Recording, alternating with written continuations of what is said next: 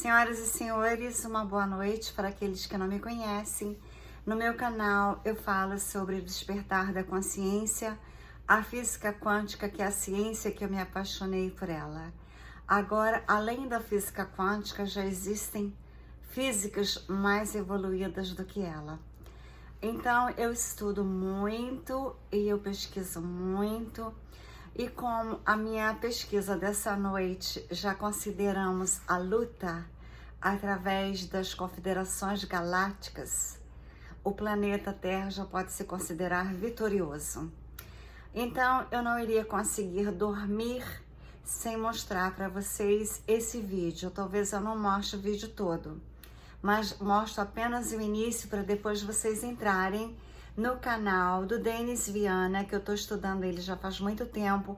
Os conhecimentos dele são imensos sobre toda a história do planeta, não só a história que a gente vê. Planetária. Então vejam. Serena Lobo, boa noite também.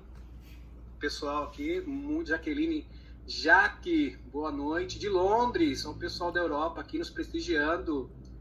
Dos Estados Unidos também, de outras partes do mundo inteiro, né? Todas as partes do mundo e de todos os 4 cantos do Brasil. Isabel Vaz, boa noite. Sumaré, gratidão. Demis Eliette, Beatriz Iscariote, boa noite, de Florianópolis. Então, um abraço fraterno. Vamos iniciar, então. Vou cumprimentar demais, porque o tempo é curto. Eu gosto muito de falar com vocês, de cumprimentar a todos. Mas vamos iniciar aqui, vamos entrar no tema proposto da live. Hoje eu vou falar sobre vários temas importantes, né? Como o tempo é curto, eu vou dar uma introdução sobre os estágios da transição planetária e sobre os efeitos também da transição planetária do flash solar. Nós estamos no momento culminante, desfecho de tudo. Então, essa jornada é uma jornada que essa batalha, ela se reforçou há 300 anos atrás. Por quê? Porque o flash solar, ele se iniciou, ele começou a se modificar, a transmutação da galáxia, do nosso sistema solar e da galáxia como um todo, porque essa transformação não é só no nosso sistema solar, é em todo o universo inteiro está num processo de transmutação através do Sol central. O Sol central, que na alquimia é representado pela estrela de 8 pontas, então uma estrela de 8 pontas representa o Sol central. Então é um processo de transformação profunda que atinge todo o universo, né? E nós somos vamos dizer assim, os protagonistas. O ser humano vai ser o protagonista. O protagonista nessa história não será a Confederação Galáctica, não será o Conselho dos 5, que eu vou falar daqui a pouquinho para vocês, a respeito do Conselho dos 5, que estão aqui há milhões de anos. Eles acompanham, eles ajudam, eles estão monitorando, para que os filamentos do DNA do ser humano, os 12 filamentos, a nossa característica não se perca. Então, existiu várias investidas dos extraterrestres negativos para alterar o nosso DNA. Eu já falei, né? Inclusive as picadas. Disso. Alguns também positivos tentaram alterar o nosso DNA.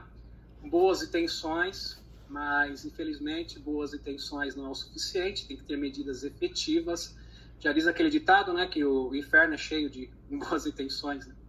Então, veja vocês que os homocapses, que são oriundos de Tiamat e Maldek, eles foram parte do programa dos 22 experimentos genéticos, que deu muito errado.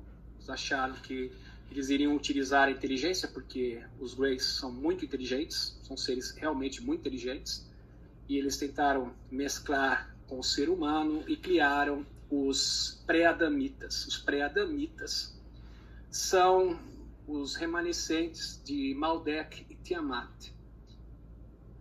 Exatamente o que você ouviu, que estiveram aqui aproximadamente há 200 mil anos atrás, 500 mil anos, eles vieram até a órbita da Lua, eles fugiram, então a Lua é uma espaçonave que eles se utilizaram para fugir, para tentar se refugiar da catástrofe, porque o planeta deles original explodiu, tanto Maldek quanto Tiamat, né? Maldek era a Lua de Tiamat. Marte também era uma lua de Tiamat, só que Marte resistiu. Tanto é verdade que metade de Marte está cheia, está repleta de crateras, e a outra metade não tem cratera nenhuma. Isso é muito interessante. Então nós temos uma face de Marte repleta de crateras e a outra nenhum tipo de cratera. Então, por quê? Porque o planeta explodiu, então os detritos da explosão atingiram uma face de Marte e a outra ficou intacta. E interessante que Marte ela fica do ladinho ali do cinturão de asteroides, que fica entre Marte e Júpiter, aonde se localizava Tiamat e Maldek. Então esses são os pré-adamitas. Os Tiamat, essa raça, ela tinha aproximadamente 4 metros de altura. Eles eram bem magros assim, com cabeção, né, de Homo caps.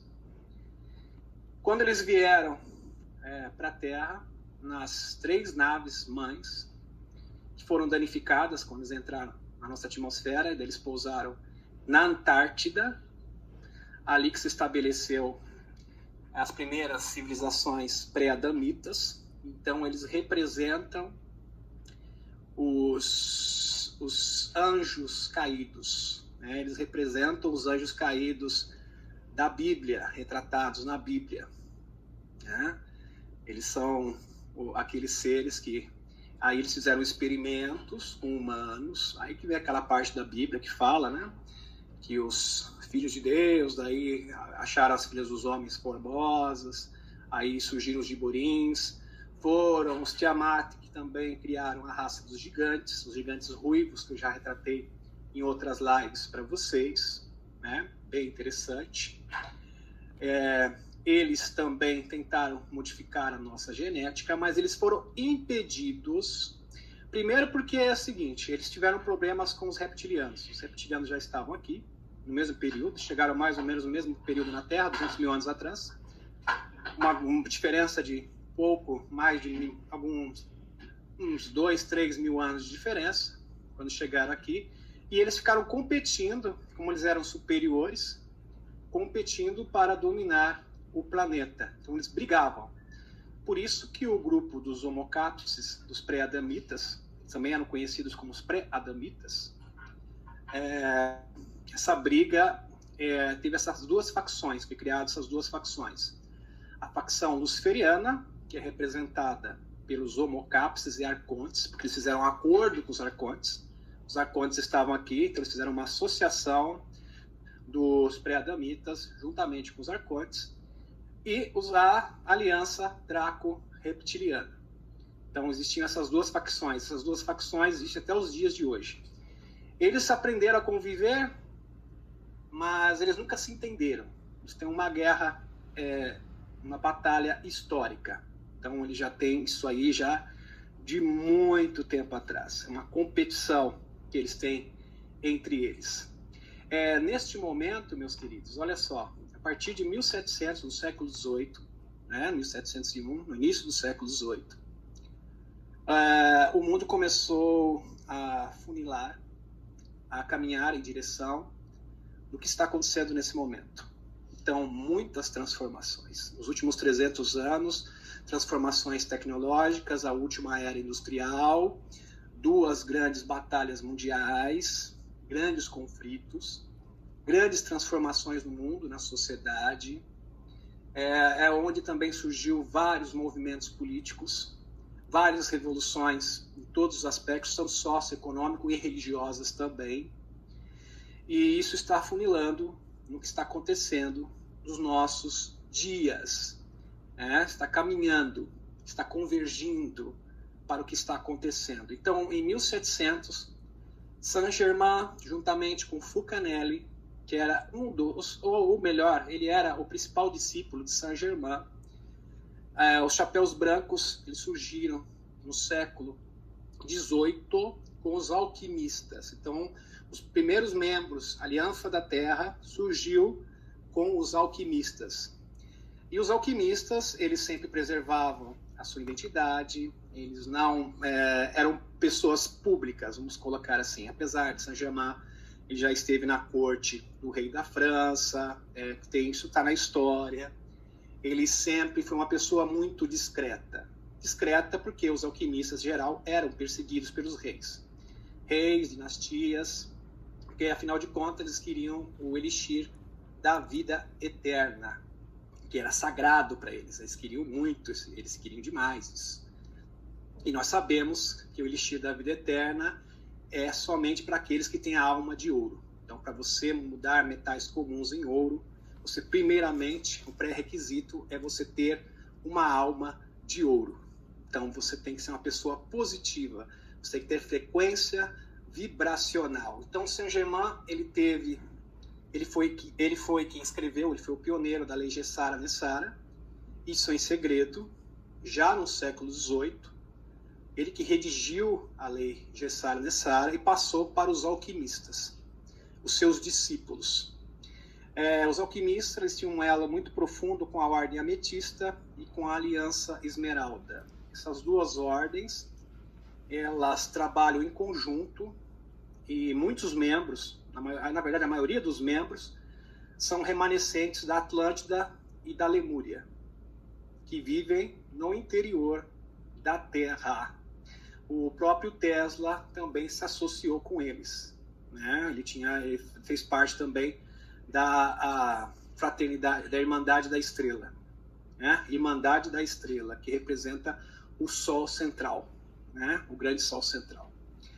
Então, meus amigos, e isso foi escorrendo o tempo. Depois, em 1772, a capa escura veio com tudo, aí formou as bases da NOM, né? Que vocês conhecem, né? Esse projeto de dominação mundial. Por que que eles começaram a se juntar? Porque, assim, até antes de 1700, as coisas, eles coordenavam o mundo de uma forma, assim, tranquila. Eles não tinham nenhum adversário. Eles não tinham obstáculo. Eles não tinham inimigos. A partir de 1700, com o flash solar, eles ficaram, assim, muito preocupados. Por que que eles ficaram preocupados? Porque eles sabiam que tinham pouco tempo. Então, eles tinham que dominar, ou eles dominavam o mundo até 2012, então eles tinham que controlar o mundo até 2012, eles sabiam disso. Então, eles tinham um prazo. Até 2012, eles deveriam controlar o mundo. A partir de 2012, o tempo não pode ser mais alterado. Então, o tempo fica fechado, você está entendendo? 2012, o tempo se fecha. E o tempo, ele converge apenas numa direção, que é a transição planetária. Então, eles sabiam disso. Isso foi comprovado pelo Bill Wood, né, das pessoas que fizeram parte do projeto Looking Glass, né, Camelot, Fênix 3, tem vários nomes. Um projeto Montauk também, né, do Cronovisor. Então, eles faziam esse projeto e eles perceberam que 2012, através do calendário Maia, todo o tempo ele converge numa única direção. Não tem como você alterar, modificar o tempo. Você só pode modificar, no máximo, você pode modificar como a linha do tempo vai caminhar. Mas o destino final é sempre o mesmo. Então, pode ter um percurso diferente, mas no final sempre vai acabar no mesmo lugar. Vocês entenderam? Então, esse foi o último prazo. Agora, meus amigos, eles não têm mais opção de vencer. A partir de 2012, essa opção não existe mais na capa escura. Entendeu? Não existe mais. Por isso que o desespero. Então, qual a opção que resta? É a opção kamikaze, né? Kamikaze, lembra dos aviões japoneses, né? Que eles jogavam nas embarcações americanas, eles eram suicidas, né? Era como terroristas. Então, é o que resta para eles. E um detalhe, os extraterrestres negativos, a Aliança de Orion, eles já chutaram o balde. É isso mesmo que você está ouvindo. Agora, eles não estão mais interessados no planeta Terra. Os Dracos, os reptilianos, os Arcontes. O que eles querem é escapar. Eles querem um método para escapar. Então, os membros da capa escura, eles estão por conta própria. Vocês estão entendendo? Eles estão sozinhos. Sozinhos. Não tem ninguém para ajudar eles. Eles não são mais assessorados pelos extraterrestres negativos. Então, eles estão, assim, muito preocupados. Eles estão em pânico nesse momento. E o interessante é o seguinte, o Conselho dos Cinco, esse Conselho dos Cinco que monitora a Terra, ele é composto de 5 raças, que eu vou apresentar aqui para vocês. Na próxima live, quando a gente tiver figuras, eu vou mostrar foto de cada um deles. Tá? São espécies bem diferentes, tá? Bem diferentes, bem estranhas, porque a gente está acostumado, está habituado, que é o Zagarath, Orella, Redan, Ginvo e Emmet, que é o Conselho dos Cinco, que é o antigo Conselho dos 9. No passado eram 9 raças, depois 9 raças foram cuidar de outros assuntos, outros planetas, né, porque eles fazem essa assessoria, eles ajudam a ascensão planetária dos planetas, e agora existe o Conselho dos Cinco. O Conselho dos Cinco, eles estiveram com o governo da Rússia, vocês estão entendendo? Com o governo da Rússia, exatamente o que você está ouvindo. Eles também têm negociações com outros governos, com o da China também, Japão, governos do Oriente. Então eles trabalham mais com o pessoal do Oriente. Apesar do Stalin, dos bolcheviques, eles também fizeram um acordo com os Greys, com a Aliança Draco-Reptiliana, existe uma parte, sempre teve, vou frisar isso aqui, membros da antiga KGB, né, da extinta União Soviética, que cooperavam com a aliança, com o Conselho dos Cinco. Vocês estão entendendo? Então, isso aí é muito importante. Nós acreditamos até que o Putin, né, ele seja assessorado, ele está trabalhando em conluio com o Conselho dos Cinco, que é uma aliança muito importante também, porque eles garantiram, se não existisse a Aliança dos Cinco, esse DNA que nós temos aqui, eles que preservaram o nosso DNA para a transição planetária. Então, eles se esforçaram muito durante milhões de anos, né? Desde quando o ser humano estava indo no processo evolutivo. Então, eles garantiram que nós pudéssemos chegar até aqui. A Confederação está fazendo o seu trabalho. É bom frisar para vocês que Toran, né, Helena Dana canaliza Toran da Pleiadiano, muitos extraterrestres literalmente se sacrificaram por nós. E isso não é divulgado, eles não querem divulgar isso, eles não querem se tornar heróis. Eu os divulgo. Porque nós somos os protagonistas. Nós temos que nos tornar os nossos salvadores. Então, quando você for pedir alguma coisa para a Confederação Galáctica, peça como um igual. Não implore. A Confederação é bem clara. Não chore, não implore. Você entendeu? Porque peça como um amigo. Então você deve pedir como um amigo pede um favor para outro amigo. É dessa forma. E nós sabemos que foi transmitido também que a aliança está avançando cada vez mais. Praticamente, eles estavam muito felizes. Essa canalização foi recente, da Helena Danan. Eu vi agora, bem recente mesmo. Estou muito felizes comemorando, porque a vitória já foi estabelecida. Nós já temos a vitória, isso é a importância. Já está adiantado, o processo da transição está praticamente completo. O que basta agora, ele fala assim, nós vamos deixar que eles demonizem a Confederação. Por quê? Porque assim, o mundo inteiro vai saber que nós existimos. Olha que interessante, gente.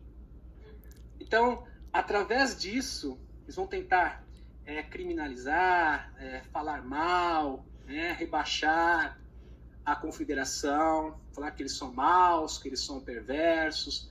Todas essas mentiras vão ser permitidas porque assim as big techs vão falar da confederação o tempo todo na televisão. Então as pessoas vão ficar sabendo da gente, da nossa existência. Queira ou não, falando bem, já viu aquela frase, né? Se fala bem ou fala mal, estou falando de mim. Então você está divulgando. Então muitas pessoas que sequer imaginam que existe uma confederação intergaláctica vão ficar sabendo. Então isso é extraordinário.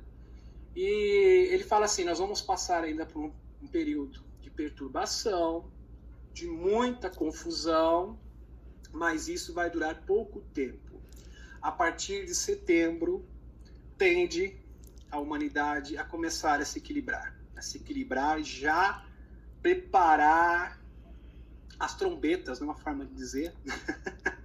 A vitória é nossa.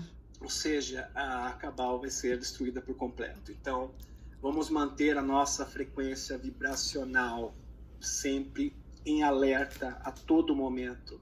É bom, eu vou falar aqui também um pouquinho, deixa eu ver se eu acho que está aqui fácil, né? Sobre o conhecimento. Então, toda vaidade, todo orgulho vai cair por baixo. Nós vamos ser igualados. Hoje nós temos classes sociais, nós temos também classe intelectual, né? Daquelas pessoas que é a elite intelectual do mundo. E nós temos as pessoas simples, humildes. Então, todos vão ser igualados. Por quê? Porque não é só, a Lei Nessara não é só para a justiça, mas ela também é espiritual. Então, todo ser humano vai ser colocado no mesmo patamar. William Tompkins, ele fala que o Rico Bota, só para vocês terem uma ideia, como o almirante Rico Bota, que era semi-analfabeto, existiam na época, isso em 1942, quem descreve isso é o William Tompkins, engenheiro da NASA, falecido William Tompkins, que foi um dos primeiros engenheiros da NASA, tá? Então, uma pessoa que tem, não precisa, dispensa apresentações. William Tompkins fala que o Rico Bota ele foi escolhido porque ele não estava contaminado com o sistema de crenças. O sistema de crenças não vem só da religião, mas também das universidades, já naquela época. Imagine agora, então. Muito pior. Muito pior. Porque ele é bem claro, toda a universidade é desinformação. Os livros são todos desinformação. A matemática, até as ciências exatas, são desinformação. Nós estamos estudando agora a física quântica. E todas as pessoas acham física quântica algo assim sensacional. E, de fato, é. Só que nós deveríamos estar estudando agora a física eletroplasmática. É física eletroplasmática. Muito mais avançada. Muito mais avançada. A matemática também, existe uma matemática, principalmente aquela matemática das linhas de lei, dos portais, então uma matemática muito mais complexa. Todas as nossas ciências, se não são obsoletas, elas são contaminadas com desinformação. Então todos os cientistas eles vão ficar em luto na parte do evento, porque assim, isso vai ser um impacto muito grande, porque as pessoas elas ficam envaidecidas, né, gente? Do conhecimento que elas têm, e elas vão perceber, puxa, eu não sei nada, eu tenho que aprender tudo de novo. Então os maiores cientistas vão ter que reaprender tudo de novo. E por que você acha que no projeto Milab eles pegam os pequeninos, logo de pequenino? Porque ele não está contaminado, ele não foi para a escola, ele não estudou em universidade, então ele reaprende a ciência de verdade, conhecimento verdadeiro. Ele aprende, né? Reaprende não, ele aprende. Então, ele não está contaminado com nada. Por isso que eles pegam os pequeninos. Por isso o Serviço Secreto Espacial geralmente pega os pequeninos. Eles fazem um treinamento, né, que são pessoas aptas para serem excelentes soldados, excelentes matemáticos, excelentes físicos, cientistas. Você conversa com alguém que fez parte do serviço secreto espacial, ele tem uma visão da realidade completamente diferente. Completamente diferente. Você fala com o Corey Gold, por exemplo, Emily Smith, né? O Jason Hayes, o próprio Charles Hall, né, que teve contato com os nórdicos de perto. Você fica assim, essa pessoa aqui não é desse planeta. Não é que ele é desse planeta, mas ele foi uma educação totalmente diferente, outro curso de educação. Por isso que o comandante Rico Botta foi escolhido entre 30 almirantes acadêmicos. Então, os acadêmicos do mundo vão ficar assim, puxa vida, vão ficar... eu tenho que reciclar, eu tenho que aprender tudo de novo. Então, vai ser um reaprendizado. Né? Os nórdicos, quem são os nórdicos? Isso eu vou falar na próxima live. Com detalhes, eu vou dar um spoiler aqui para vocês. Né? Porque o tempo é curto, então dá para chegar e discorrer o assunto assim com detalhes. Mas eu vou só esse detalhe aqui que é bem interessante. Dar essa palhinha para vocês. Os nórdicos estão parecidos com os alemães da Frota Negra. Então, o planeta deles foi dominado, eles traíram o planeta deles e hoje eles trabalham com os dracos reptilianos. É mais ou menos aquilo, mais ou menos não, exatamente igual ao que os alemães da SS fizeram. Eles traíram o próprio povo deles, porque eles foram usados. Quando o Bigodinho falava, né, pessoal da SS, não, porque nós somos superiores, porque o povo alemão é um povo especial. Né? Ele não está falando do povo alemão, ele está falando do grupinho ali, da sociedade secreta, da sociedade Vril, da sociedade Thule, você está entendendo? Eram para esses. Então, todo esse discurso não era para o povo alemão, era para eles que eram a elite. Eles que eram os verdadeiros eleitos na concepção deles. E o restante estava ali como idiota útil, ajudando. Entendeu? Cooperando. Tanto é que as naves, a Hannibal 1, 2 e 3, as naves Vril que foram desenvolvidas pelos alemães no segundo confronto mundial, juntamente com os dracos, coordenada pelos dracos e os reptilianos, não foi usada no segundo confronto mundial. Eles não utilizaram essas espaçonaves no segundo confronto mundial porque a intenção deles não era ganhar a guerra. Eles não estavam preocupados com isso. Porque eles pensavam a longo prazo. A longo prazo. E os dracos foram bem claros com eles. É o seguinte, vocês estão construindo essas espaçonaves para nos auxiliar na conquista do universo, do cosmos. Então eles queriam expandir. Você entendeu? Aqui, nesse planeta, tem um problema porque nós dividimos o planeta com os arcontes. Então, não adianta vocês querem dominar o mundo. É muito mais fácil a gente conseguir recursos utilizando os Estados Unidos, porque os Estados Unidos existia um grande complexo industrial, melhor que tinha no mundo. Vamos usar o complexo industrial americano, vamos produzir naves em grande escala e vamos para a conquista do espaço. Esquece isso aqui. Não vale a pena. Então, eles estavam pensando muito maior. Muito maior. Então, eles estavam vendo lá na frente. Vocês estão entendendo, meus queridos? É assim que funciona. Né? Eu vou falar aqui também, como o tempo é curto, e eu acho que tem interesse de muitos aqui a respeito disso, eu vou falar sobre alguns sintomas do flash solar para vocês. Tá? Alguns sintomas do flash solar. Né? Eu não falei todos. A última vez eu falei alguns e não terminei. Então, vamos falar aqui um pouquinho dos sintomas que as pessoas estão sentindo. Isso é muito positivo. Se você está sentindo... Bom, então eu finalizo para ele dos sintomas. É o seguinte, vocês podem sentir nessa fase agora zumbidos no ouvido, tonteira, falta de apetite, não querer comer nada. Isso é normal. A comida já não se torna uma coisa importante para nós nessa fase do planeta Terra. A gente está fazendo uma transição planetária. Então, comer em excesso já não nos satisfaz. E podem ter tonteiras, as pessoas poderão ter sintomas diferentes de acordo com a elevação da consciência de cada um.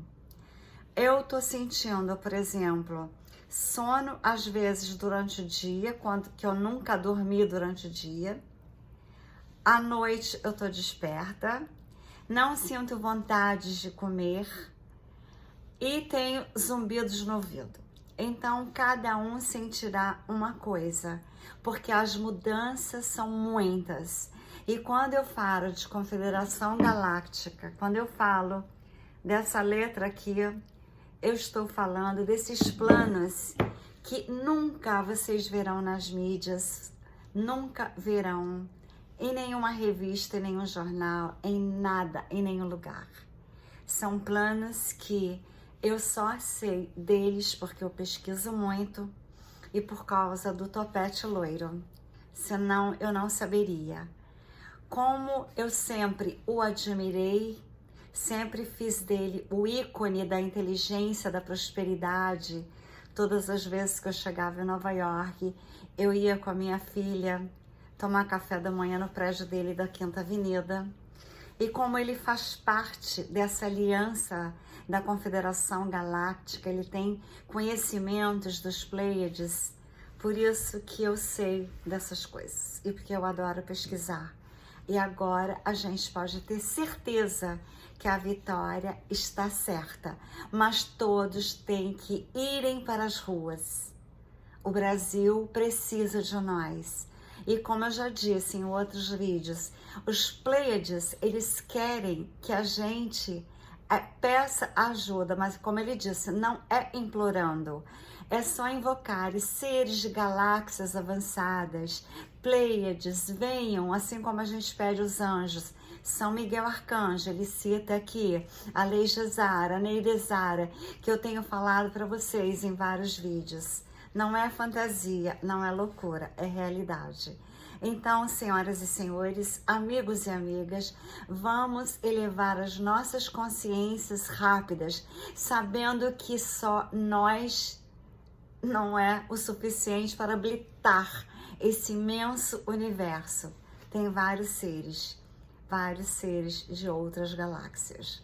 Então, uma boa noite. Ele é o Denis Viana, eu vou colocar na descrição do vídeo os contatos. Tenham bons sonhos, porque a esperança chegou até nós.